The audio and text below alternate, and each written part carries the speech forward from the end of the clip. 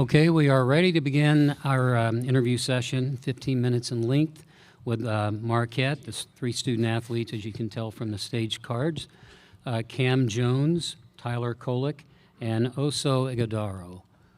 Questions for any of our three students? And the microphone on the first one will go on the right here on the aisle. Ben Steele, Milwaukee Journal Sentinel. Cam, this is for you. Shaka, he has that next play philosophy that he preaches. You guys have dealt with so many nagging injuries this year. Have you seen that next play philosophy play out for yourself and for the teammates as well this season? Well, what up, Ben, first of all? It kind of just, take the excuses out of it. It takes what it takes. Hurt or not, if you hurt and you playing, we still need you to do your job, to the furthest extent that you can. And, we all out here trying to win. So it's a common goal. So if you got nagging injuries and you're going to play through it, we need you to play through it. We all out here trying to do one thing, for sure. Okay, up front here on the left. Wendell Barnhouse from Learfield Sports Communications. I want to ask a question for Oso and then follow up with one for Tyler. Can you explain how Coach Smart has kind of utilized you as sort of a secondary ball handler, distributor? You're second on the team in assists. And sort of for you personally, how does that work out on the floor? Coach lets me handle the ball a lot, create action for other guys. We have a lot of good scorers on this team. So when I can facilitate and get them shots, it's good for our team. So Coach gives me the freedom to do that. Tyler, what does it do for the team to have, obviously you're leading the nation in assists, but to have another guy like him to be kind of a secondary distributor? Yeah, it just gives teams a different look. So it's not, me coming off the ball screen or Cam coming off the ball screen every time. Oso can come off the ball screens or he can break off his guy and make a play for other people. So, it allows me to get off the ball and maybe get some catch and shoot opportunities. Other questions? Okay. Again on the aisle. Along the same lines, Oso and Tyler, if you both could speak to this, just your pick and roll chemistry has always been really strong. I'm curious how you guys view, was it always there from the start? How did you guys develop that? Just your perspective on how that came to be so good. Oso, you want to start? We just played a lot together. It wasn't always like that. I remember the first summer when Tyler got there, we played pickup. I couldn't catch any of his passes, and it took me a little bit. But we played 3 years together now, a ton of games, a lot of big moments, and the trust is there. Just the feel for each other and where he's going to put the ball. So he's a great passer. He makes my job a lot easier. I think really trusting each other and having those conversations about what we like, what we don't like. In the last game, it was a side ball screen, and he wanted to catch, and I kind of just waved him off to come set the screen. And we went back on the other end. He's telling me to trust him, and so we can have those hard conversations no matter what's going on, either in the heat of the moment or in practice when we're trying to fix something. So I think the ball screen connection really just goes to our connection off the floor too. Next question will come in the back on the right side. David Teal with the Richmond Times-Dispatch. Tyler, watching Shaka on the sideline, especially when you guys are on defense, down in his crouch like he's guarding somebody, is that the way he is in practice? I wouldn't say in practice because he's not trying to guard us, and maybe he's trying to guard the other team as a sixth defender out there. But there was actually a clip earlier this year where he was sliding on the baseline. A lot of people had things to say about it, but now he's giving us energy. He's in a stance. He's probably the lowest one on the floor. So, looking over at him, it makes us want to get in the stance. Next question will come on the left, in the middle. Skyler Dixon with the AP. Tyler, how aware are you all of Shaka's former life as a coach of the Longhorns, and how much would you like to win for him while he's here in Texas? Yeah, we actually played Texas earlier this year, and obviously knew how much that game meant. But we're not really looking at the past. We're trying to go forward with this team, and he's trying to build a new legacy over here at Marquette, and us as players are trying to do that for him and help him continue with that. Debbie, I think we may have a caller on Zoom. Yes, we have a call from Parth. Parth, if you would unmute yourself, identify yourself, and state your question, please. Yeah, Parth Upadhyay, Daily Memphian. Cam, I got a question for you. I spoke to Willie Jenkins this morning, obviously your high school coach, and he kind of raved about your growth, on and off the court and how proud he was of you for putting on for Memphis, man. What does that mean to you, representing your city on this stage and at this level? Well, first off, shout out to Coach Willie. Appreciate what he's done for me in my career, how he's molded me as a man and a player. I mean, it feels great, especially not many, if any, people outside of my family and close friends thought I would be anything in this sport. So, I definitely keep that chip on me wherever I go. And, I take people like Coach Willie and my family with me, and we ride that together. And I'm very appreciative for them. Okay, back here in the interview room, here on the right aisle. Cam, with all these big performances you have in the postseason, you kind of earning more of a national reputation. People are talking about your NBA prospects and things like that. How do you deal with that, just blowing up fame-wise? I mean, right now I kind of don't even know what you're talking about, honestly.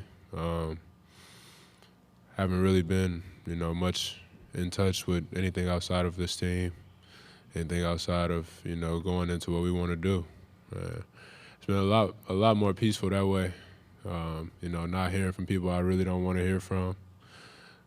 So yeah, that I would say. I mean, yes, I'm appreciative for it, but I really, honestly, don't know what you're talking about. Other questions for any of the three guys? No hands? Okay, we have one here. Toward the back on your right. Gary Hahn with the Wolfpack Sports Network. I just wonder what you've seen of NC State and the matchup in the middle with DJ Burns being not only a force inside but an elite passer if you decide to double team him. Who was that for again? Any of them? Okay. Okay, let's start with Cam first. Yeah, we definitely know. NC State, the type of team they are, a tough team they are, a good team they are. We know what, like you said, what Burns brings, and I mean, we're not gonna change nothing that we do. We're gonna go out there, we're gonna be ourselves. He's gonna see some traps, and we're gonna adjust accordingly. Okay, Tyler. We were watching film today. He hit like a spin fadeaway, kind of like Escalade from the N1 mixtapes. He's good though. He's super skilled. So just trying to do everything we can to stop him. Also. Yeah, he's a really good player, good passer, good scorer. We've been playing really good players, really good bigs, guards, whatever, all year, and we guard as 5. So to answer your question, I mean, we're just gonna guard them as a team as 5 and him as a player as 5, and just keep being us, like Cam said. Let's go back to Zoom now for another question. We have another question from Parth. Parth, go ahead and unmute and state your question. Cam, just got 2 quick follow-ups. You talked about kind of your growth since getting to Marquette, and obviously your development's been, amazing, to kind of say the least. What's it taken for you to get to this point, to get to the program and be a 7-point per game scorer, and to now be one of the best guards in the country? How do you describe that journey? I mean, it's been a lot of faith, a lot of prayer. I got a lot of good people in my corner. Starting with Coach Smart. I trust every word he says to me, and he knows what he's talking about. He knows me as a person. So I would just say, man, it's been a real blessing to see how a lot of this played out, and very excited to see the future and how these great people like Oso and T and my teammates in my corner. Okay, the right side of the room. This is for Cam and Oso, Kyle Boone, CBS Sports. Tyler missed 6 games with the oblique injury. Came back, hasn't missed a beat since that absence. Obviously, seen an impact what he can do in the box score. For you guys, how do you describe his presence beyond the box score? You know he's going to put up the scoring, the assists. When he's on the floor, it feels like this team is a little different. Yeah, for sure. Tyler carries himself with a great demeanor, serious demeanor, just wants to win. Very, very fierce competitor. You know, he's sharpened my competitive edge, for sure, just being around him the last few years. He's definitely a great voice for us. When he was out, he was a great voice for us, talking to me, telling me what he sees on the bench, watching games, you know, telling me to be aggressive, take over the game, whatnot, whatever the case may be. Yeah, he's been a great voice for the freshmen. And, you know, having his belief and knowing that they was gonna have to step up. He's been a great voice for us. And the coach told him that, you know, like, we needed you just as much off the court when you've been out as we do and want you on the court, for sure. Also. Yeah, I think he brings an edge when he's on the court, and I think the ball definitely moves a lot better. Not just his assist, but when he gets the ball, and it's a domino for the rest of the play. I think when he was out, me and Cam had the ball a lot, and it was a lot more one-on-one, a lot of ISO. And we won some games like that, but I don't know if that was sustainable. And we're definitely a much better team with him on the floor. Okay, any other questions here in the room? Any questions on Zoom? No questions? Okay, guys, we'll let you go back to your locker room. Thank you for coming, and we look forward to seeing you tomorrow. Good luck. Be careful. We don't want you to hurt yourself up there. We will start with Coach Schock here in just a few minutes.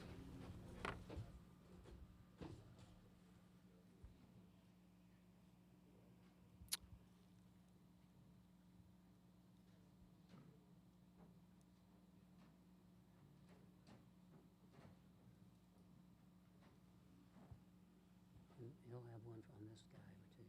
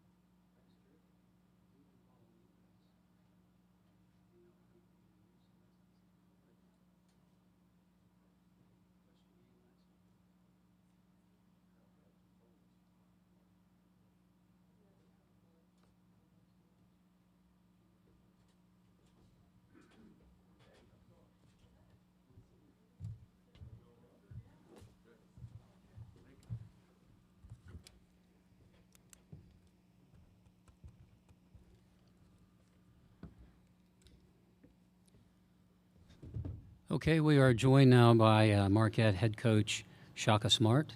Coach, would you like to make an opening statement or go straight to questions? We're excited to be here in Dallas.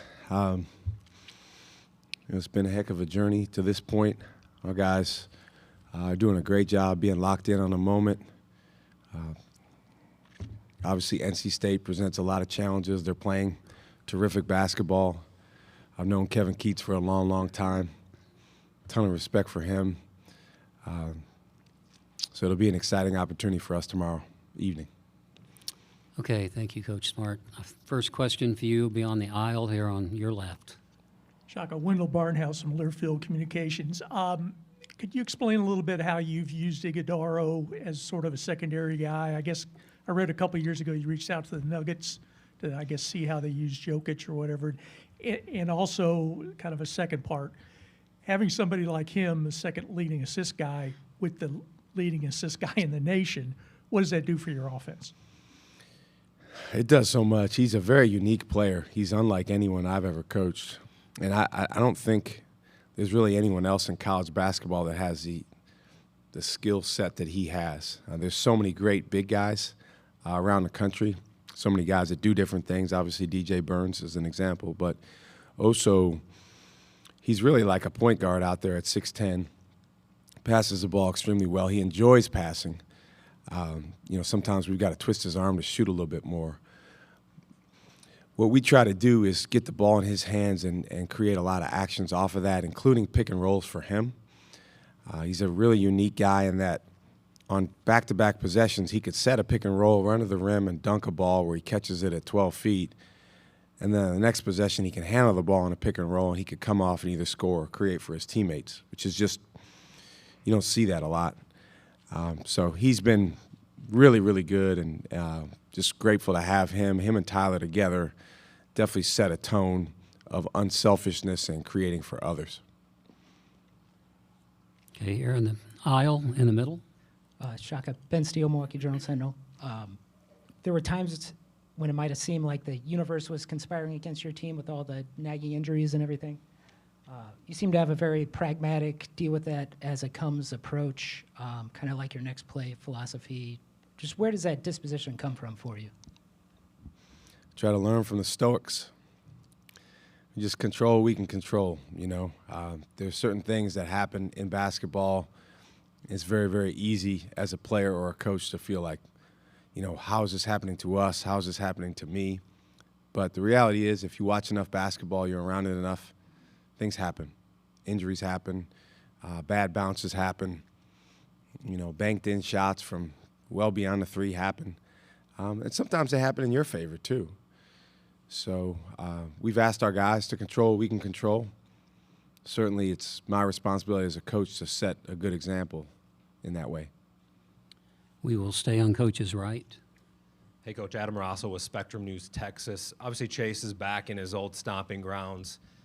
What has he meant to this team for the first part, and what do you remember about getting in touch with him when you were back at UT? We got two Texas guys on our team, Chase Ross and Cam Brown, who they got a lot of pride in this state, which is, something that I always admire about people when they feel, pride about where they're from. Chase has been terrific.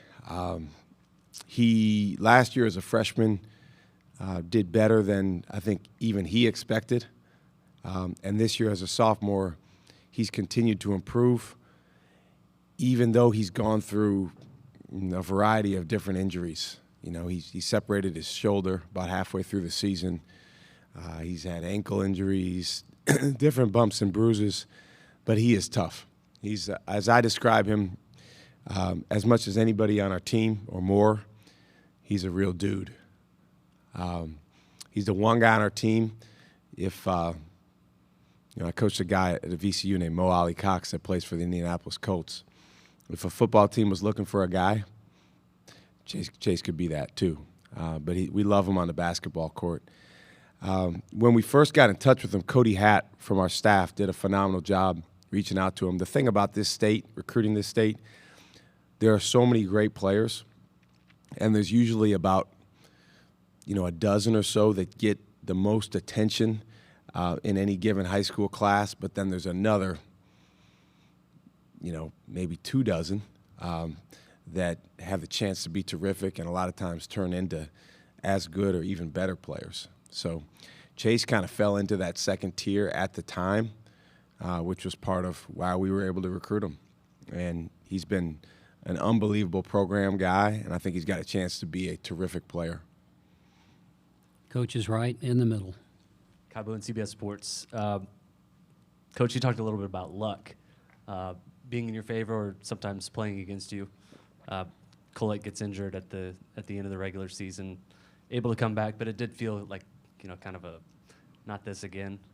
You make it to the Sweet 16 now for the first time since 2011. Is there a sense of relief for you personally making it back to the Sweet 16? Not really. I mean, I've been asked that question a lot. Try not to really dwell too much on the past because, then all of a sudden you do something really, really fun and exciting and your overwhelming emotions relief. So, to me, it's more gratitude, excitement, joy, appreciation for our guys, for all the things that we've been through together.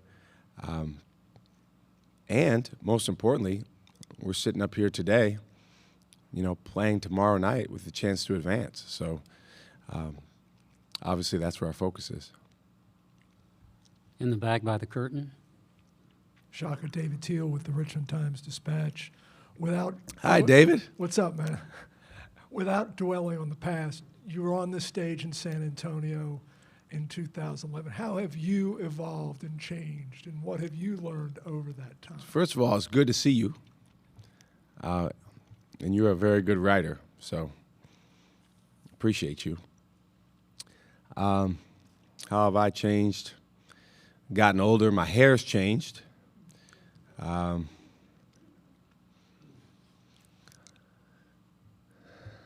I think probably the biggest transformation for me as a coach since 2011 is just understanding how much that I don't control. I think as a young coach, you try to assert control over so many different things. 2011 was a unique run for us just because in a lot of ways we were playing with house money. A lot of people didn't think we belonged in the NCAA tournament. And that group just had this incredible motivation of something to prove. Most of the times when you get in the NCAA tournament, there's more expectations on you. Certainly this year is that for us. But, trying to understand what helps the players be their best. And I think with that, learning that coaching your team is not the same as coaching your players. And so,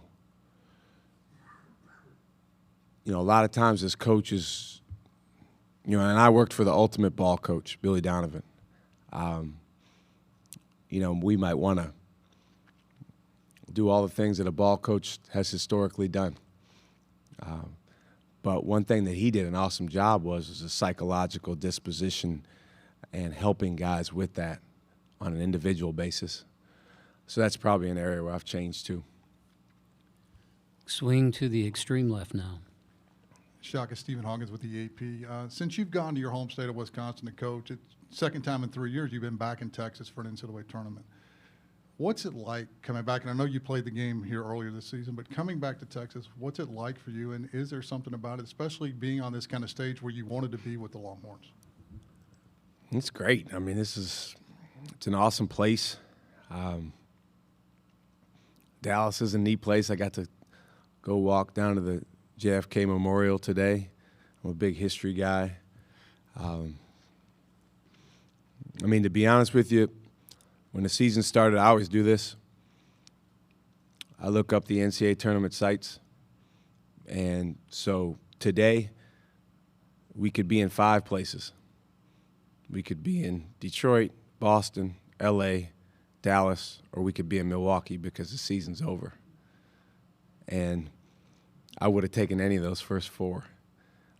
So to be here in Dallas is awesome. You mentioned Texas. I do want to say Rodney's doing an awesome job. And I think when they went to the Elite Eight last year, that was really, really special to watch and to share that with, other folks that had been part of that program was really, really cool. So it's great to be here and excited about the game tomorrow. Let's move to Zoom now. I think we have a question for Coach. Yes, we have a question from Parth. Parth, please unmute yourself and State your name, affiliation, and then ask your question. Hey, Coach Parth Upadhyay from the Daily Memphian. Cam Jones's kind of mental makeup, it seems like he's always just focused on kind of the here and now and has an ability to block out the noise, whether it be his comments to John Fanta about the All Big East team, or, he was asked a couple minutes ago about his NBA draft stock, and he had no idea what folks were talking about. What does that say about the way he's wired, and how does that kind of translate to his game on the court? Yeah, I'm going to have to get on Ben Steele about that rat poison that he tried to throw out there. I think Cam's really grown.